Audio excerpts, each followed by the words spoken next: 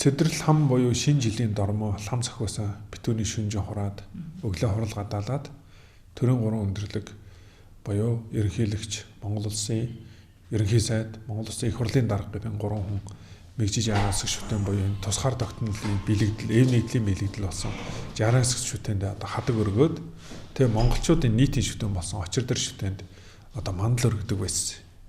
90 хэдэн оноос хойш ингээ уламжил болсон явж байгаад 2013-4 оноос хойш бах гэж би санаж байна.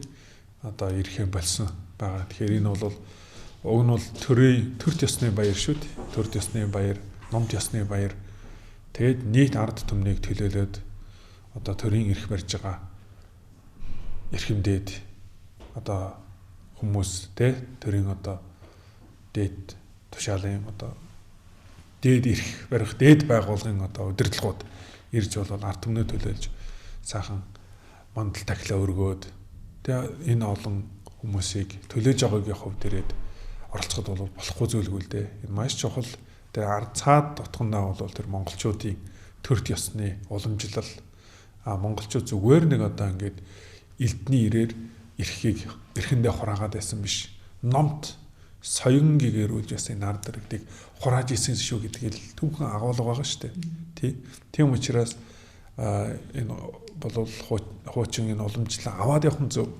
Магадгүй Монгол улсын ерөнхийлөгч Монгол улсын их хурлын дарга Монгол улсын ерөнхий сайд гуруулаа ирээд энэ тусгаар тогтнолын бэлэгдэл болсон мэгжиж яраас гүшвтэндээ сайхан олон төмнөд төлөөлөөд хадаг өргөж даатгаад энэ монголчуудын үйл заяаг даатгаж шин. Тэгээд одоо өндөр гээгээс ахуулаад үеийн үед богд явсан ботгтуудын одоо нандин шүтэн зүрхний нандин шүтэн болсон энэ очир дээр шүтэндээ мандал өргөж энэ олон төмнөд даатгаж төлөөлөх бол энэ төрмөрч байгаа хүмүүсийн одоо хийх стал үүрэг штэ тий. Айлаар бол аав нь хүүхдүүдийнхаа сайн сайхныг даатгаж байсан шүү. Тэгэлгүй ядгийг одоо өрх гэр бүлээр бол аав нь очиод тэгээ өөр хүүхдүүдээ даатгах чинь тий. Овг отгоор бол одоо овгийн тэргүүн нэрээд одоо тэр тухайн өөрсдийн ойр дотны сайхан хүмүүсээ даатгах чинь тийм үст. Тэгэхээр улс орны хувьд бол одоо гол толгойлж байгаа хүмүүс нэрээд ард түмнээ даатгах байгаа. Энэ бол сайхан зүйл.